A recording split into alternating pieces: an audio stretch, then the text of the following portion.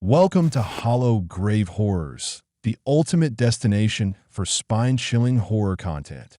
Dive into a world of eerie tales, creepy urban legends, and terrifying true stories that will keep you up at night. From paranormal investigations and haunted locations to unsettling creepypastas and psychological thrillers, we bring you the best in horror storytelling. Expect heart-pounding narration, immersive visuals, and a community of thrill seekers just like you. So let's start. Part 1: The Train. I can't say why I was chosen to ride the Shadowlands Express. Why me, and not the countless others who have sinned during their mortal lives?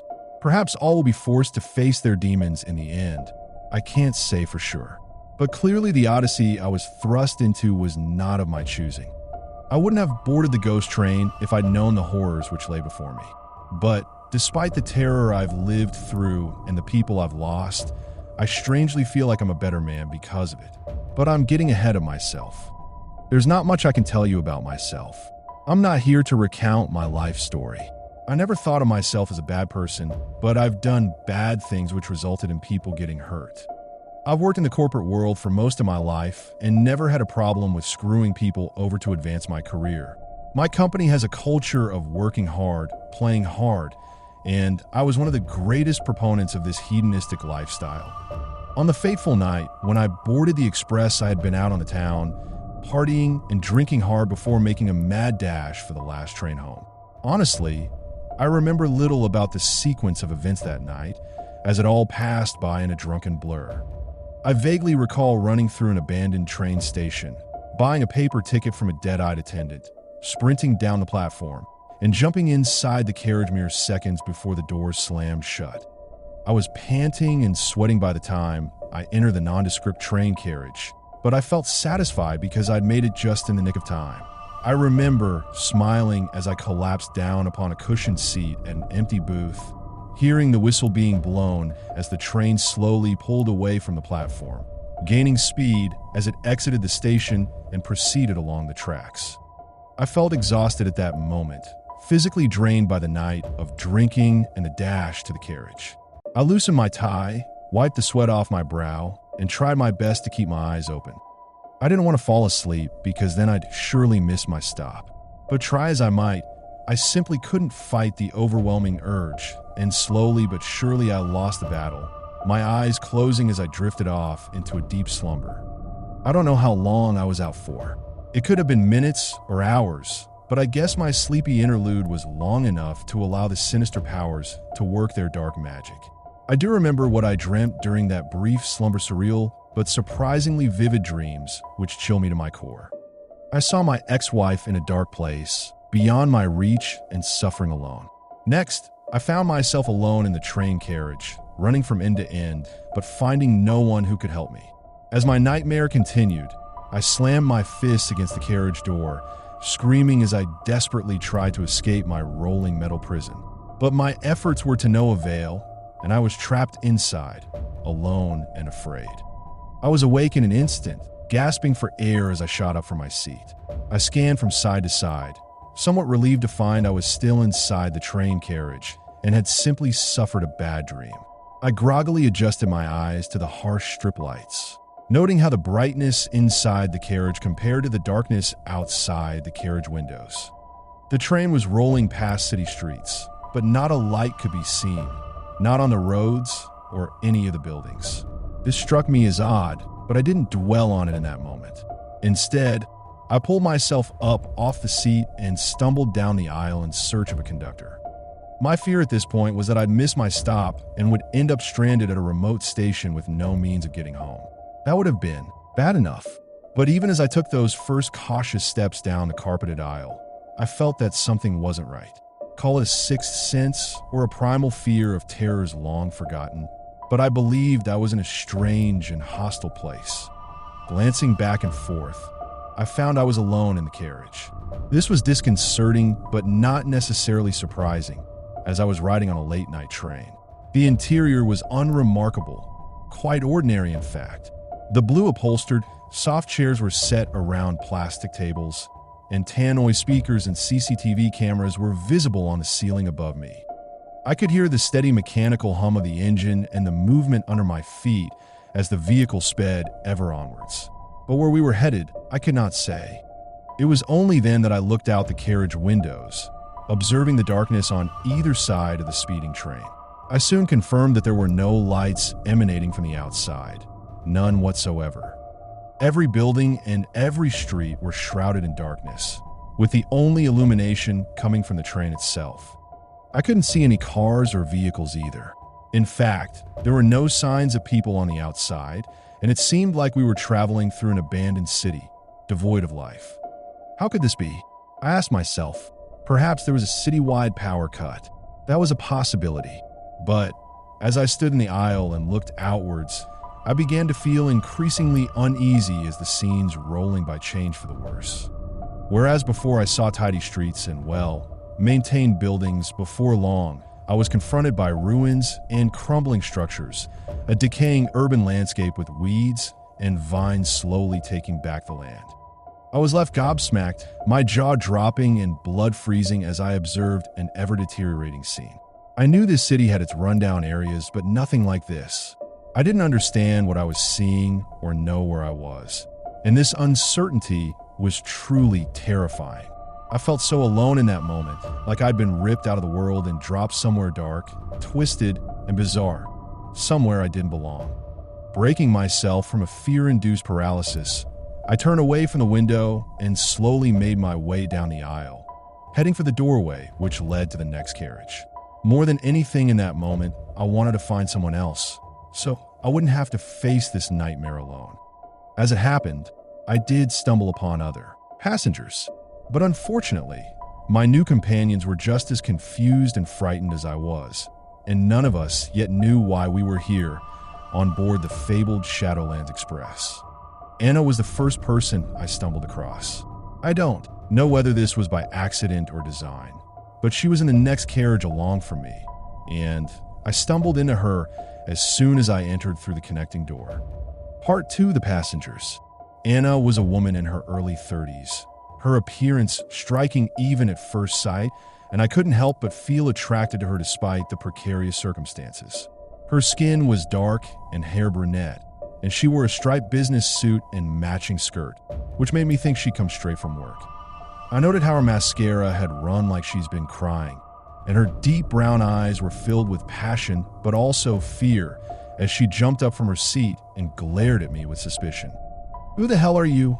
she demanded, whilst backing up defensively. My eyes widened as I tried to understand why she was acting so hostile. But then I thought about it, realizing she was scared and had no idea who I was.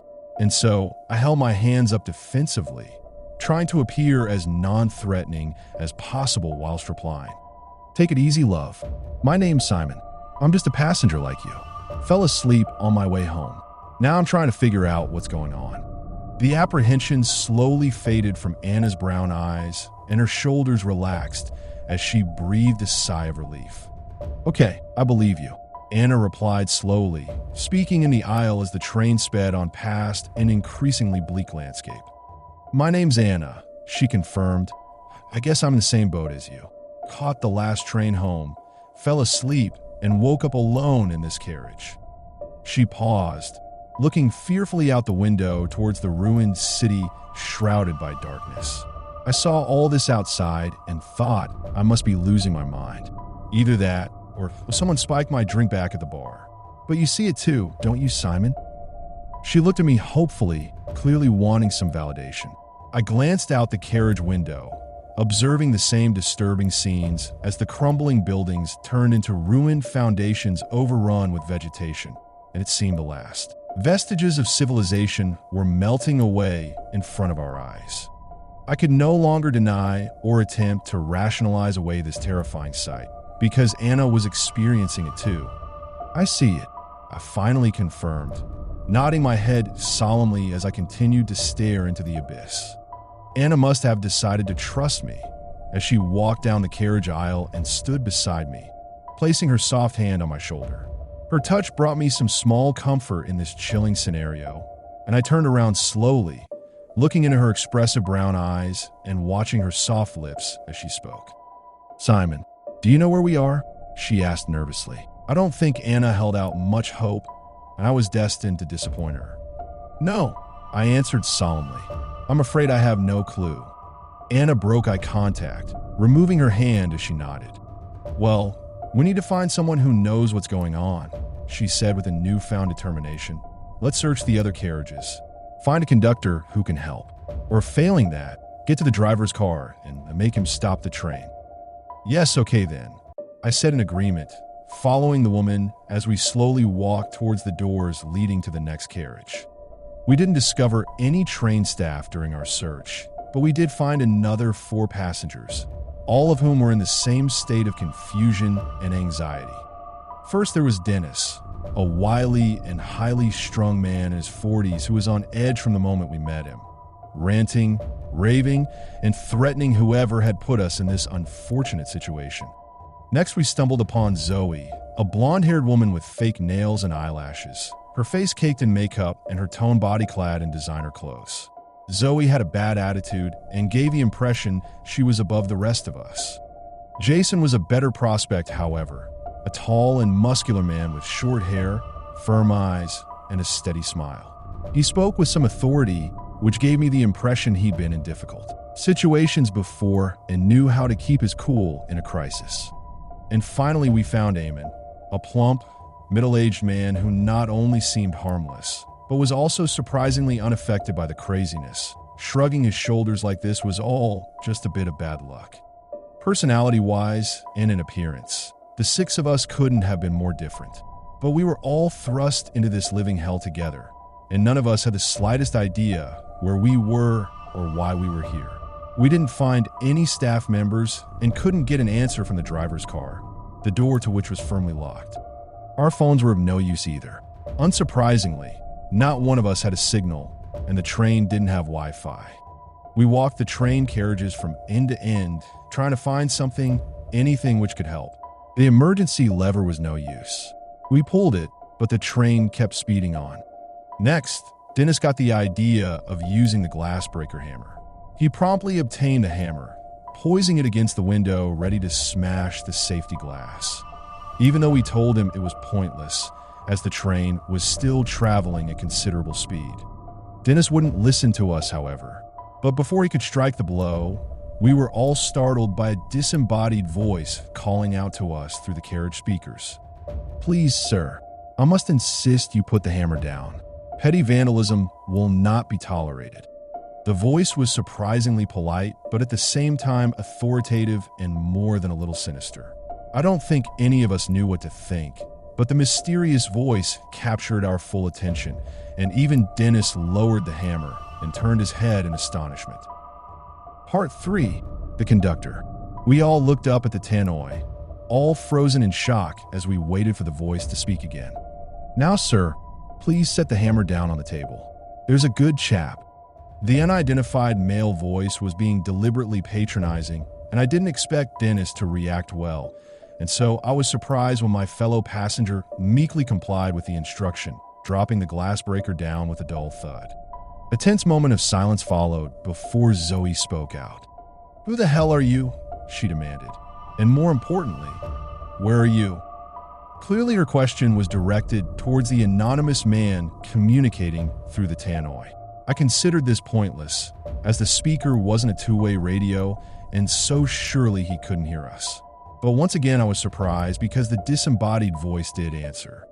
"Well, madam, I'm the conductor, of course. This train and you, the passengers, are my responsibility." "And where am I, you ask?" "I'm right here where I've always been, riding the Shadowlands Express. This train is my home and always will be." His reply was cryptic and oddly chilling. I was left speechless whilst trying to understand the meaning behind the conductor's words, but Zoe talked back through clenched teeth. "There is no conductor on board the train," she snarled. "We've searched every carriage and..." The conductor responded with a dry chuckle. "I assure you, madam, I'm here. You may not be able to see my physical presence, but I can see and hear everything that occurs on board. A cold chill went up my spine upon hearing those words. I think Zoe had a similar feeling, as her eyes widened in shock before she looked down at her expensive heeled shoes. Jason was next to speak out. I noticed how he'd picked up the safety hammer which Dennis dropped, and when Jason spoke, his voice sounded calm and composed. "Why have you brought us here? And what do you want from us?" Jason had asked what we were all thinking, although I certainly feared hearing the answer. But the conductor once again used cryptic language, which was open to interpretation. "Good sir, I have not brought you here. You all boarded this train voluntarily. If you paid attention to the signs, you would have realized this wasn't a conventional service. But let me say this, every one of you is here for a reason." "The thing is, mate," Jason interjected. "We all just want to go home." He was right, of course, but somehow I doubted it would be that simple. There seemed to be some regret in the conductor's voice when he replied. "Understandable, sir. Very understandable. I wish it was in my power to bring each of you home right this instant. But alas, this is not possible. I can't guarantee the outcome of this journey, but I can promise two things. Firstly, none of you will be physically harmed on board my train. In these carriages, you are safe. Secondly, there is a path home for each and every one of you. But the journey will be long and arduous, and all passengers will be tested." He let that statement hang in the air as the six of us shared a worried look. The fear inside that tight train carriage was palpable, and even Jason seemed uneasy. None of us really understood what was happening, but we all sensed a great danger. The disembodied conductor was the only one with any answers, but he wasn't willing to provide them, at least not yet. Instead, he signed off for the night. "I suggest you all try to get some rest," the conductor suggested. "We have a long way to go and many challenges to face. You are free to move between the carriages, but please do not attempt to exit the train. This is not physically possible and may result in injury or even death. I would also advise you not to look out the windows for prolonged periods. You will likely be disturbed by what you see out there. But of course, this is your choice. I think that's all for now. I will speak with you again tomorrow and provide details of your first test. Good night, all." With that, the speakers went silent, and the conductor would not answer, no matter how many times we shouted and screamed in an attempt to get his attention. Eventually, we settled down, sitting together in the middle carriage as we tried to come to terms with our insane situation. We talked for some time, exchanging outlandish theories on what this might be. The most persuasive argument was that we'd been placed inside some kind of twisted experiment, and perhaps we were hallucinating due to a psychedelic drug or gas. This seemed unlikely, but just about plausible. Other possibilities discussed included alien abduction or a descent into purgatory. I found that last option particularly chilling. Were we all dead? I didn't think so. I still felt alive and had all the same urges, feelings, and bodily functions. Thankfully, there was a functional toilet on our speeding Phantom train. We had 3 plastic bottles between the 6 of us, which we could fill with water from the tap. Except Zoe refused to share her bottle, and Dennis insisted on drinking straight from the tap. There was no food on board the train, however, and this would become a problem the longer our journey dragged on. The conductor had told us not to look out the carriage windows. Good advice, but easier said than done. As the night went on, the ruined city was replaced by a dark forest, with tall trees on either side of the tracks. This vast wooded area went on for mile after mile, and the forest wasn't empty. Every now and then, we caught glimpses of dark shadows moving between the trees, large and unidentified creatures shaken from their slumber by the passing train. This was disconcerting, but worse still were the red eyes we occasionally saw, eyes burning in the darkness and glaring menacingly at our carriages, watching us until we sped out of sight. I can't speak for the others, but these sightings terrified me. I tried to avoid looking out the window as much as possible, but my gaze was often drawn to the black abyss. It was Anna who made the discovery, which cast some light on our situation. She examined the ticket she'd bought at the station and found a message printed on the back. As it turned out, we all had a proverb or other communication written on the rear of our paper tickets. all unique and apparently personalized. We did not share our messages with the group, at least not on that first night. But I believe we were all shaken after reading those written words, perhaps even more so than the terrors we witnessed outside the windows. I can only speak for my own proverb, which read, "A false witness will not go unpunished, and whoever pours out lies will not go free." I struggled to control my emotions as I read those words again and again. I couldn't say for sure just yet, but I had an idea of why I was here. Part 4, the platform. None of us slept much that night. I did finally drop off due to sheer exhaustion, only to be plagued by dark and vivid nightmares. Awaking with a jolt, I found my companions still asleep, with the exception of Eamon, who was looking out the window with an intense curiosity. I quickly noted that it was now morning, with the rising sun shining through the carriage window. I was relieved at first, as part of me had feared the morning would never come. But I felt less certain once I realized we were still traveling through a dense forest of seemingly endless trees, with no apparent signs of civilization. "It's been like this since dawn," Eamon explained in almost wonderment, without turning away from the window.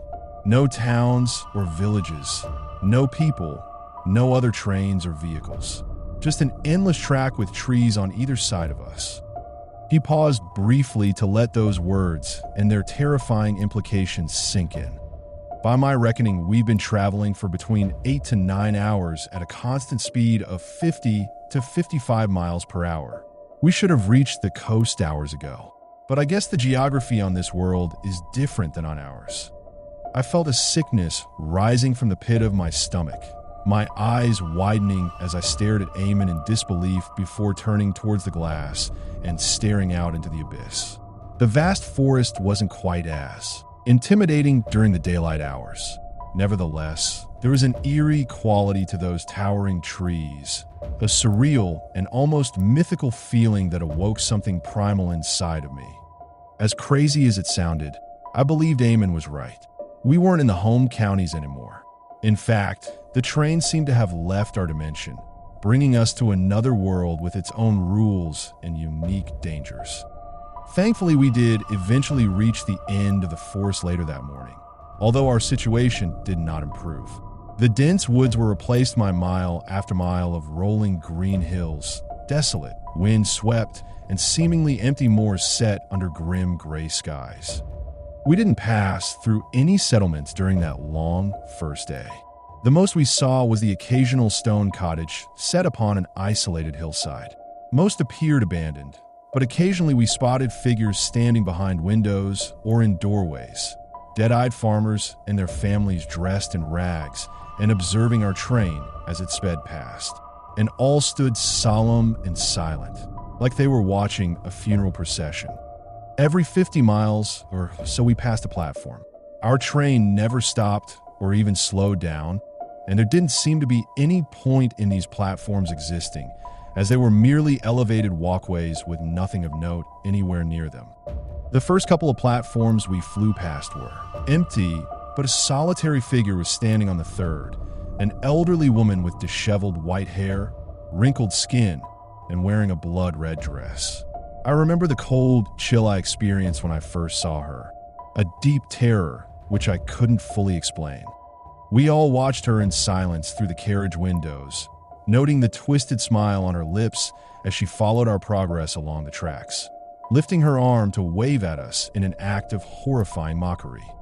We called this woman the Hag, and we must have seen her at least a dozen times during our long journey. The Hag always stood alone on the platform and watched our train roll by.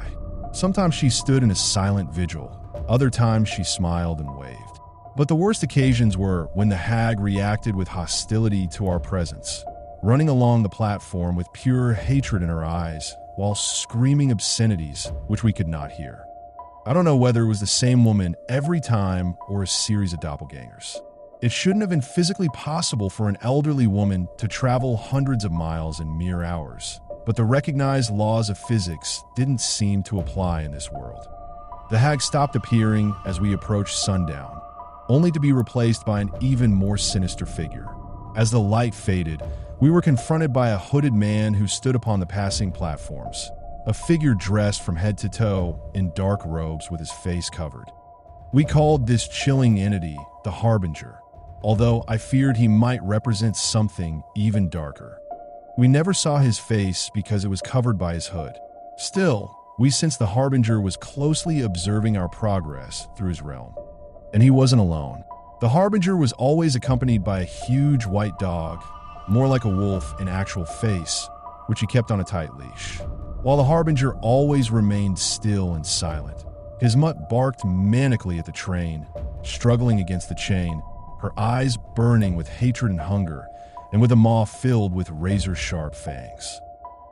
That day was filled with terror and paranoia, as my fellow passengers and I were pushed close to breaking point. I don't recall all the conversations we had in between those terrifying interludes. We tried to make plans, but could find no solutions. There was some talk of our lives back home about families, friends, pets, hobbies, and jobs. About what we missed and wanted to get back to, although some were more willing to share personal details than others. I saw the best and worst of my companions in those long hours. Jason revealed he was a former soldier, and he continued to try and take charge in the chaos, although in a practical sense, he was effectively powerless. Dennis was continually on edge and prone to angry outbursts, which made him increasingly unpopular within our small group. Zoe wasn't much better, spoiled and entitled. She kept insisting that she shouldn't be here, as if any of us had a choice. By contrast, Eamon barely spoke at all, instead silently staring out the window like he was mesmerized by the bizarre sights beyond the carriage. I began to think that Anna and I were the only sane people on board, and we continued to bond and become closer despite the extreme stress of our situation. We made several attempts to gain the conductor's attention throughout the day, frequently shouting into the speakers, but to no avail. The conductor ignored us throughout the day, only speaking to us again after dusk, when he communicated the instructions for our first test. "Good evening, passengers," the conductor suddenly exclaimed, his chilling voice booming through the PA system. We all jumped up, startled by the sudden intrusion. "Where the hell have you been?" Dennis snarled angrily. But the conductor simply ignored him, continuing in what seemed to be a pre-prepared script. "We will soon be arriving at our first stop. Your instructions are simple, but must be followed to the letter. All passengers must leave the carriage and step onto the platform. Once you disembark, you will find provisions waiting for you. Feel free to stock up on food and drink. When you have done, so you must stay on the platform and await further instructions. Do not leave the platform under any circumstances. I hope this is clear, and I look forward to welcoming you back on the carriage once this business is settled. Good luck." That was it, the message in full, and the conductor wouldn't answer our frantic demands for further information. We wondered whether this was a trick, but sure enough, our train did begin to slow before finally coming to a halt beside a dimly lit platform. The carriage doors shot open, but none of us moved an inch. Fear entered my companion's eyes as the cold air from the outside hit us. In a sense, this was what we all wanted. The train had finally stopped after a non-stop journey over hundreds of miles, and the carriage doors were open. But still, none of us were in a hurry to disembark, not given the horrors we'd witnessed outside the train's windows. The conductor had given us clear and simple instructions, but how could we trust him? Still, there was an added incentive to step onto the platform. At the far end of the elevated walkway, we could see two vending machines stocked with crisps, chocolates, processed food, soft drinks, and bottled water. We had water on the train, but no food, and hunger was starting to hit home. We debated for some time over whether to disembark and eventually voted in favor of this action. As Jason put it, this conductor or whoever is running this thing, they hold all the cards. We need to follow their rules, at least for the time being. But sooner or later they'll slip up, and then we'll have our opportunity. Jason was the first to step off the train, closely followed by Dennis, and then the rest of us. It was a cold night, and the chill hit us after the relative comfort of the carriage. I also picked up on a foul smell in the air, a stench which seemed familiar, but I couldn't quite place. but our prime focus was on reaching the vending machines. We didn't need to insert money and could take as much food as we wanted. Once we tasted the produce and realized it wasn't poisoned, we filled our hands and bags with supplies, stocking up on as much as we could carry, because there was no way of telling how long we'd be trapped on board the Phantom train. With this task completed, we stood and waited, wearily glancing towards the dark trees beyond the lit-up platform as we waited for further instructions. "What now?" I asked, addressing my question to Jason. "We wait for orders, just like he told us," was his stern answer. "To hell with that." This was Dennis, and his blood was up again, his eyes filled with something close to madness. "You need to calm down, mate," Jason said firmly, whilst looking Dennis square in the eye. But it was to no avail. "I won't calm down. No fucking way," Dennis screamed. "You people are all nuts. You want to let that voice tell you what to do? Not me, mate. I'm stepping off and going home." "No, Dennis," Anna cried in distress. "We don't know what's out there." But Dennis simply scoffed dismissively. "I'll take my chances. No way I'm getting back on that fucking train." I moved towards Dennis, intending to physically restrain him if necessary. But Jason stopped me from doing so, placing a firm hand on my shoulder and shaking his head in the negative. A moment later, and Dennis was off the end of the platform and sprinting into the forest, but he didn't make it far. We didn't witness our companion's grisly death. Thankfully, it was too dark to see, but we did hear every horrific detail as the slaughter played out in the blackness. First came the low, animalistic growl, followed by a chilling scream from Dennis as he surely realized he'd made a terrible mistake. A violent rustling came from the bushes, Dennis continuing to scream frantically as the growling beast tore into him with teeth and claws, ripping flesh and cracking bones. Mercifully, it was soon over, as Dennis stopped screaming and all we could hear was the sound of a body slowly being dragged away. "Oh my God," Zoe exclaimed, with tears of terror rolling down her cheeks. A moment of shocked silence followed before the speakers attached to the platform's lamps burst to life. "The first test has now concluded. Please return to the train without delay." It was the conductor's voice, and we all obeyed, quickly jumping back on board the carriage before the doors shut and the train started to move forward, leaving the cursed platform behind. 6 of us had disembarked and only 5 had got back on board, with the reckless Dennis devoured by the beast. We all sat in stunned silence for some time as the train sped ever onwards. Eventually, the conductor provided an explanation of sorts. Alas, Dennis is no more. He merely needed to obey the instructions, but instead he tried to run. Perhaps not surprising. In life, Dennis never held down a job, and he abandoned his wife and children. Running away was always in his nature. "Then why test him?" Anna responded angrily. "You knew what he'd do, so what's the point?" "On the contrary, madam," the conductor replied coolly. "I had no prior knowledge of what Dennis would do. His actions may have been predictable, but Dennis had free will, as do all of you. You should bear this in mind during the trials to come." None of us had anything to say to that. The 5 of us sitting in wordless and fearful contemplation as our grim odyssey continued. Part 5, the station house. The second day passed by pretty much like the first. Night turned to day, and dense forest was once again replaced by rolling hills. We continued to see the entities on many of the platform we sped past. The old hag became more aggressive, chasing the train as far as the end of the platform, screaming blue murder with pure, unadulterated hatred in her dark eyes. The Harbinger remained silent, although his presence was increasingly sinister, with his eyeless glare burning through us. And then there was the Hellhound barking menacingly with a murderous rage. We couldn't help but notice the fresh blood pouring from the canine's fong-filled mouth. After a while, we stopped looking out the window entirely, although we found little solace inside the speeding train. Dennis's death had hit us hard. We now realized how dangerous this place truly was. Hope began to fade, and I wondered whether any of us would make it home. We split into groups during the day, sitting in separate carriages and barely interacting. Surprisingly, Jason and Zoe formed a partnership despite their differences in personality and background. I think Zoe wanted a strong man who would protect her, and perhaps Jason needed someone to protect. Anna and I stayed close, holding each other as we slept and talked throughout the long day. I don't wish to share all we said and did whilst alone together. Some things should remain private. But Anna brought me comfort during those hellish hours, and I like to think I returned the favor. And finally, there was the enigmatic Eamon, who occupied a carriage by himself, still refusing to engage with the group.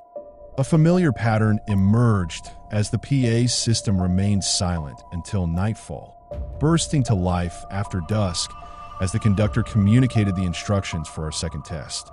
Good evening, passengers. I trust you have had a comfortable day's travel.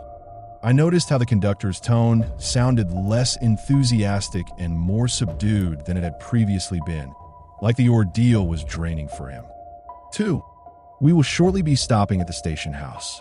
Here, you will all face your next challenge. You should proceed into the lobby. There you will find 5 doors, one marked for each of you. Inside, you will discover the reason why you are here. Facing your past sins is the first step towards redemption. Those of you who pass this test may re-embark for the final leg of our journey. I wish you good luck. Anna and I shared a look of fearful apprehension as the train began to slow. Do we have to do this? Anna asked nervously. I think so, I answered whilst taking her hand. And when the train stopped, we cautiously stepped off onto the platform, joining our companions as the 5 of us were faced with this fresh horror. The station house was dimly illuminated by the lamps on the platform, and there was a faint light shining within.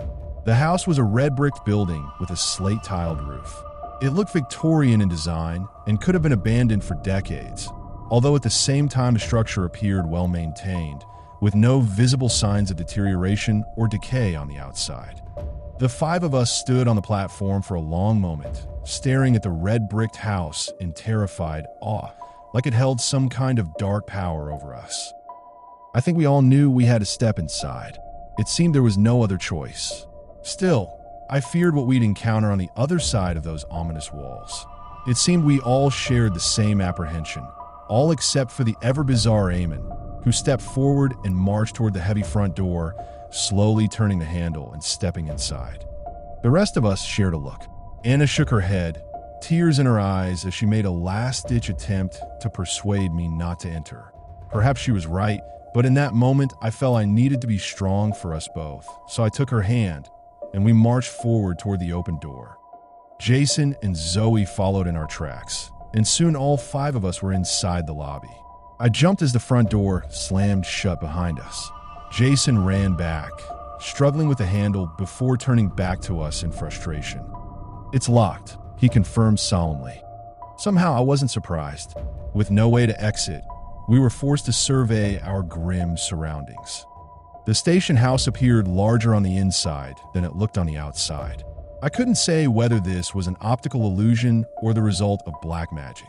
In any event, I forgot all about everything else when I glanced over to the far side of the lobby and saw 5 wooden doors, each marked with a name crudely written in red chalk. Jason, Zoe, Eamon, Anna, and Simon.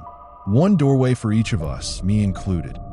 It was the strangest thing, because in that moment none of us said a word, and not one of us fought the unnatural urge to walk towards our assigned doors and face whatever lay within.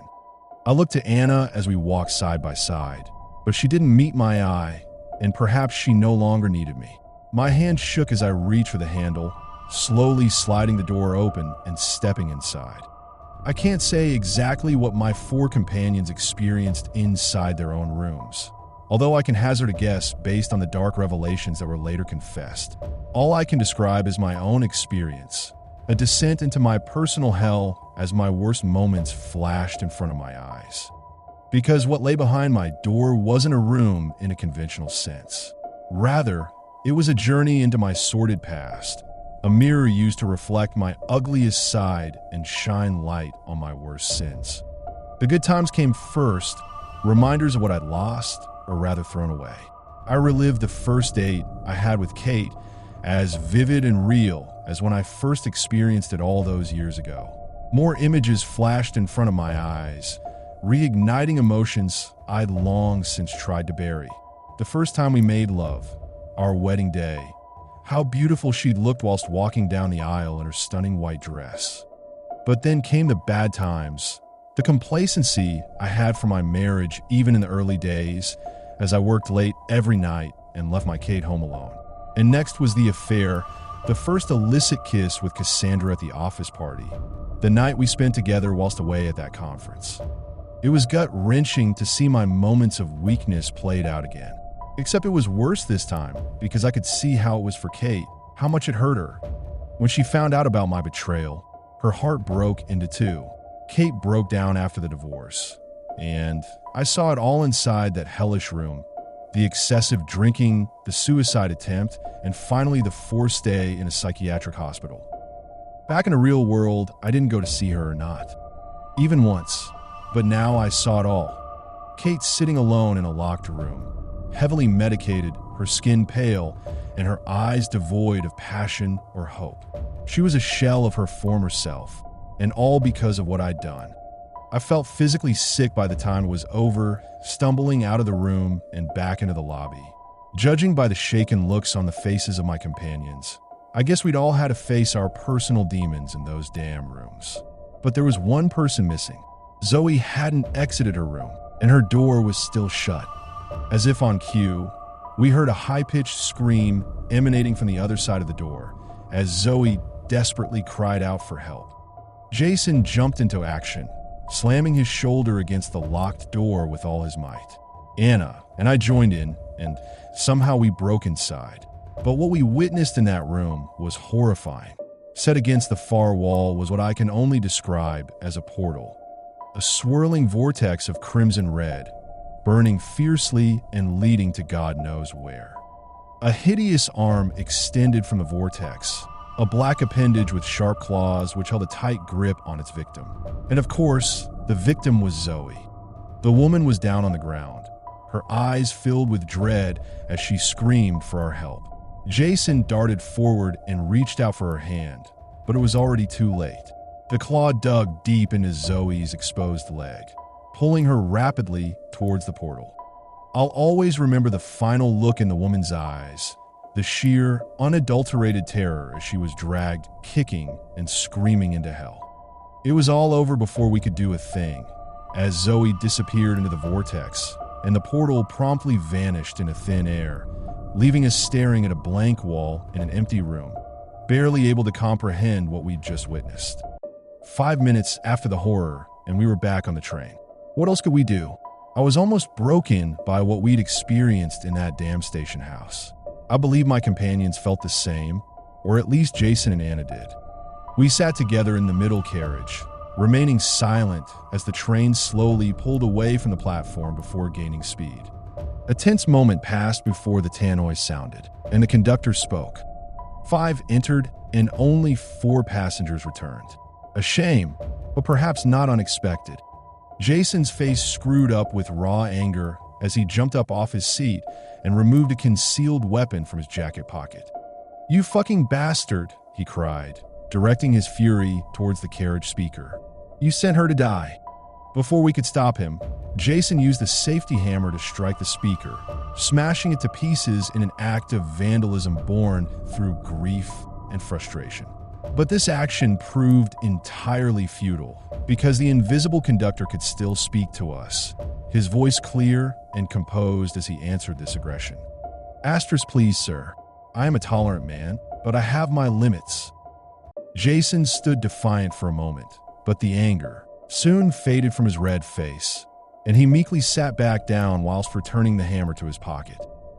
"Thank you, sir," the conductor said, as clearly he could see and hear everything. "Your grief for your friend is understandable, but, as I've already said, my role is simply to facilitate your journey. I am not responsible for whatever happens beyond the carriage doors." "But why Zoe?" Anna asked emotionally. We all went into the rooms, but the rest of us walked away. "Why was she taken?" "The answer is quite simple," the conductor responded. "All of you were confronted by your past sins, and the four of you shared genuine guilt, shame, and remorse over your actions. But not Zoe. She married an old and wealthy man she didn't love, waited until he died so she could claim his fortune. But in the end, she could not acknowledge her wrongdoing, and that's why Zoe failed the test. None of us had a word to say after that. This outcome was madness as far as I was concerned. Sure, Zoe was a gold digger and she'd done a shitty thing. But was her sin bad enough for her soul to be condemned? And what was the point of this insane odyssey anyway? Did any of us have a chance of making it home? Or would the sadists who ran this dark realm pick us off one by one? The conductor remained silent, and I doubted we'd get the answers we needed from him. But all of us had secrets, me included, and I thought now was the time for those difficult conversations. My throat was dry, my voice trembled, but I forced myself to speak the words. We all had visions in those rooms, visions of our past sins. I began whilst attempting to meet my companion's eyes. I'm not proud of what I relived back there, but I'm willing to tell my sordid tale. I think we all need to know why we're here. Knowledge is power, and sharing our pain might just help us get home. I looked to my companions and noted the initial horror which came over Jason and Anna, but eventually they accepted the wisdom behind my suggestion and reluctantly agreed to share their dirty laundry. Not so with Eamon. He didn't respond at all to my suggestion, continuing to stare out the window as if he hadn't even heard me.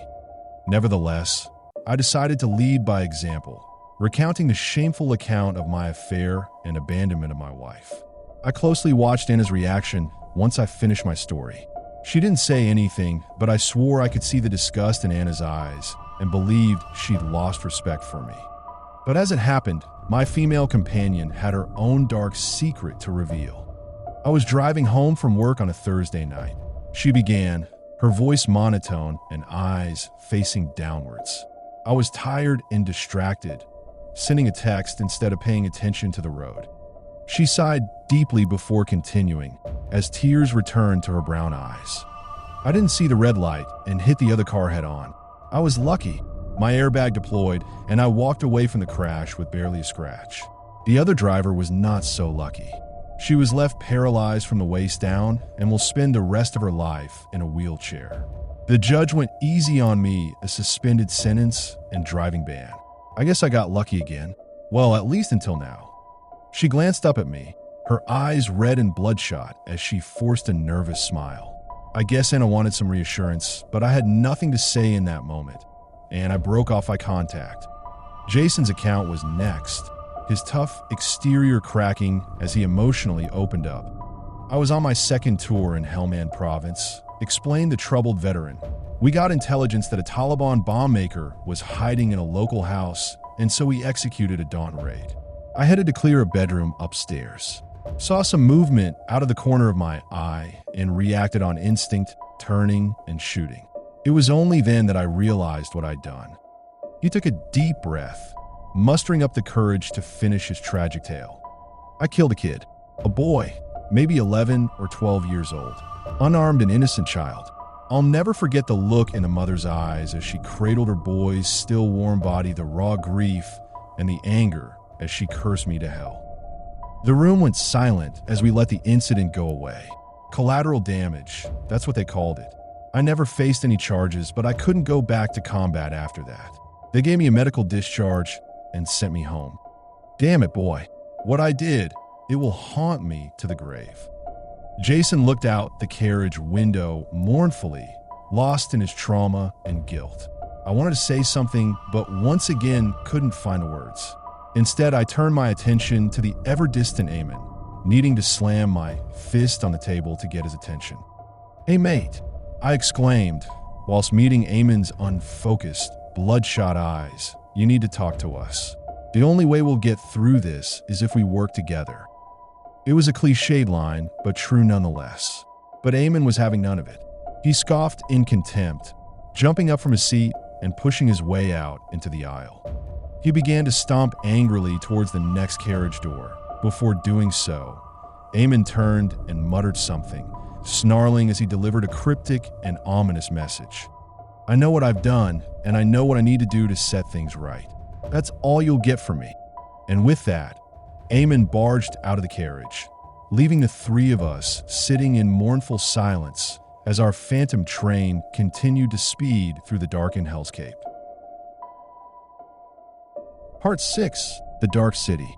It rained heavily all of the third day, from dawn to dusk and into the long night before we reached our final destination. The bad weather only added to the misery of our increasingly grim situation. Our morale was broken and the four of us were physically separated, each sitting alone in our own carriages.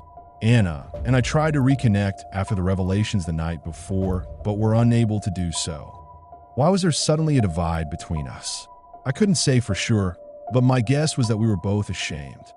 In any event, day 3 was the worst yet. The hag did not appear during the daylight hours, and the platform she previously occupied remained empty. We didn't know why she left us. Perhaps her warnings had been heeded, or maybe her warnings had fallen on deaf ears. The Harbinger was still there, however, his black robes somehow shielding him from the torrential rain as his soaked dog barked by his side. The dark entity seemed more prominent and intimidating on the third day, and I feared he would play a central role in our ultimate fates.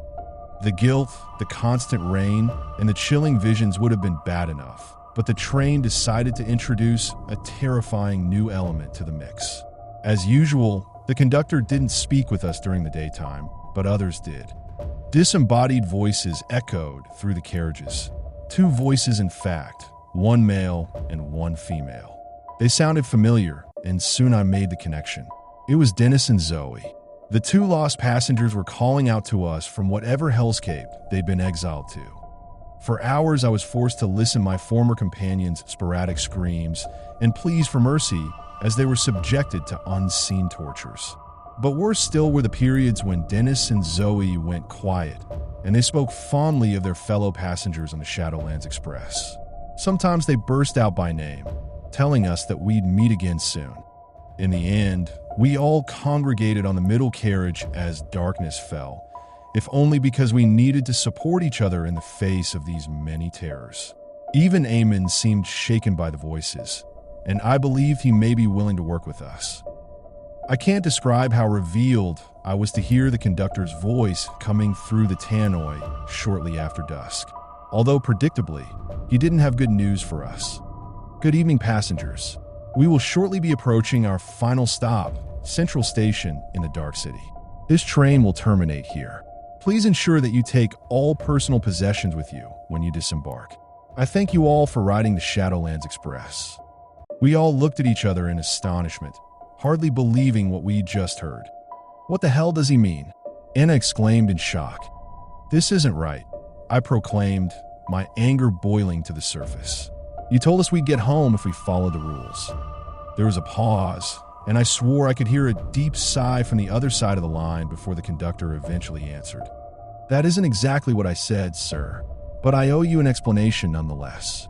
I promised you would be safe on board my train, but our journey ends here. You should make your way to the Nexus station on the other side of the city to catch the connecting service. Consider this your 3rd and final test. We all glanced out the window, noting how the dark woods were now replaced by bleak concrete buildings illuminated by harsh artificial lights. So that's it then? We're on our own? Anna asked fearfully. I'm afraid so, madam. The conductor replied with some regret evident in his voice. I wish I could do more, but I am a humble servant and my place is here. The most I can offer you all is advice. Remember what you've learned here, watch your backs, and follow the signs. I wish you good luck. That was the last we ever heard from the enigmatic conductor as the speakers went silent for the last time.